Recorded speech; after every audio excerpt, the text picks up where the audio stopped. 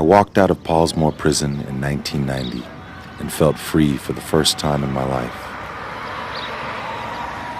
The townships came alive that year. Apartheid was collapsing around us, and everywhere you could read the joy and pride on people's faces. In April 1994, I voted for the first time. In the struggle at 15, at 21, I was in exile and unsure of my life. We spent our childhoods fighting in the streets of Crossroads, Athlone, Soweto, and then in the mountains of Angola. And on that brilliant day in April, we won. Our party was swept into power in South Africa's first democratic elections, and generations of sacrifice suddenly made sense.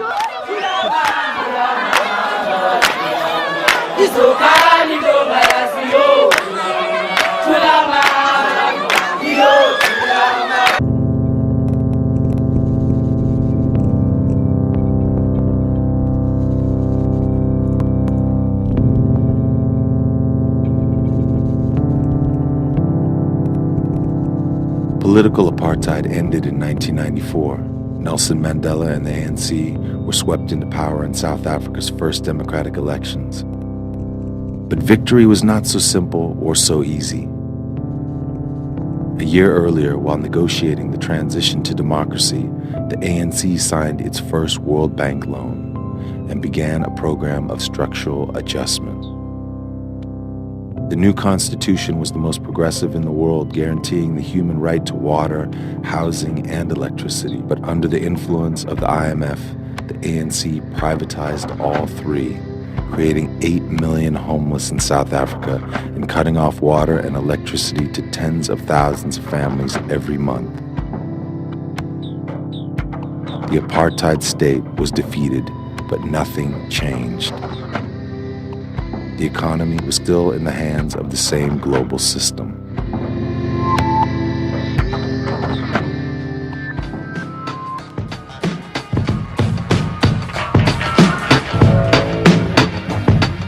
This is a farm. South Africa is a farm.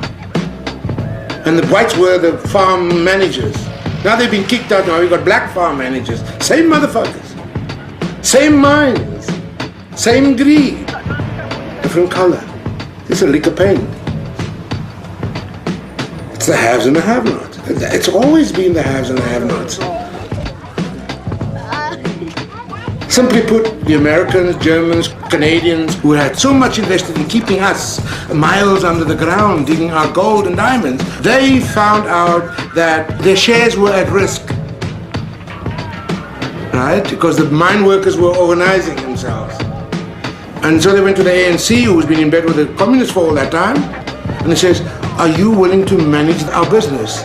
What's your business? South Africa. And they said, sure. So now our government is in fact the farm managers. I'm a field nigger. You see? South Africa's a farm. 100 houses gonna be evicted today. Wow. And that's why the people protest today.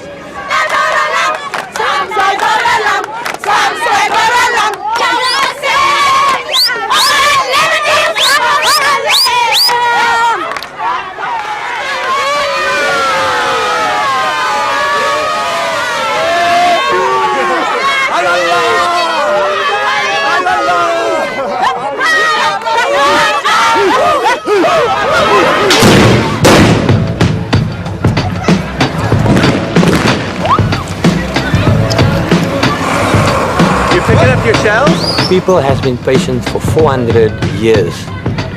They expected 1994 to be the end of that 400 years of patience.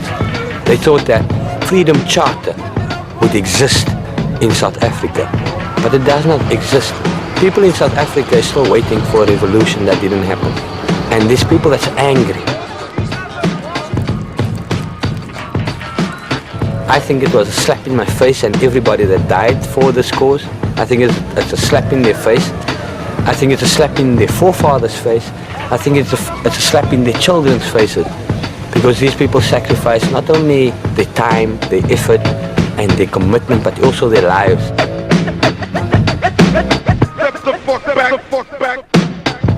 Everybody, from the Archbishop to senior government officials said to us, never again, will apartheid happen on our soil, never again.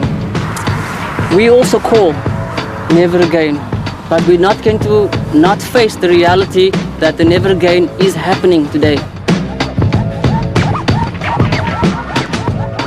For us, never again is serious. We live with it. We can't go anywhere without carrying our history with us.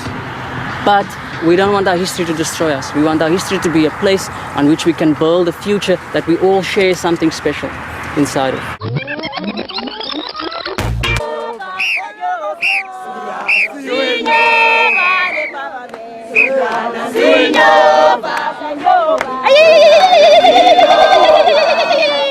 Susana Senhor, Susana Senhor, Susana Senhor, Susana Senhor, mano campamento, Susana Senhor, Susana Senhor, mano campamento, Susana Senhor.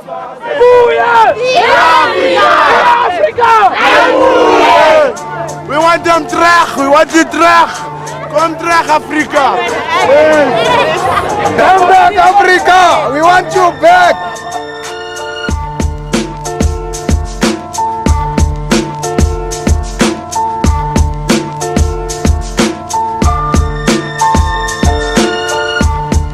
Why is this?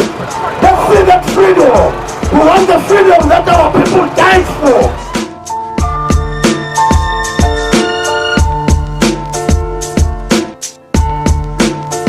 This is our democracy that our children, our mothers, our daughters, our sons died for. Let us go and defend this democracy. In the previous struggle you could identify the enemy. It was the boer, the apartheid, it was the system. But now for the ordinary person in the street, the enemy are difficult to identify. Because we're not fighting a world system here that is just been thrown upon us.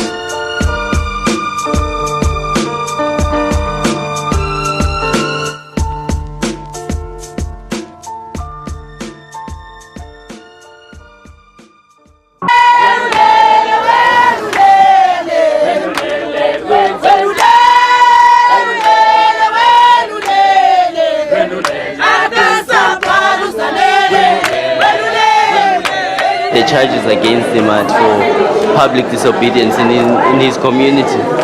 So all of the reasons that they've arrested him for are politically motivated.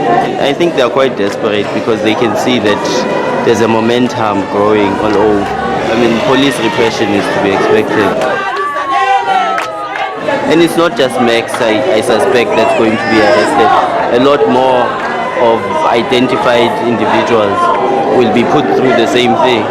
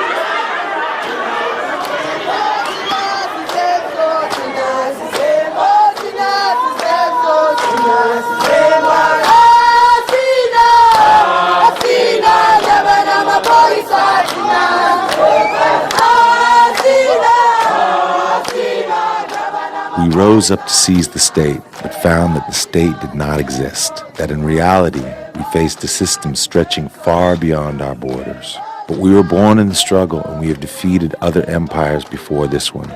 We did not overthrow apartheid through elections or decisive military engagement. We defeated apartheid, and we will stop this war by making it unworkable on the ground through thousands of collective acts of rebellion and disobedience.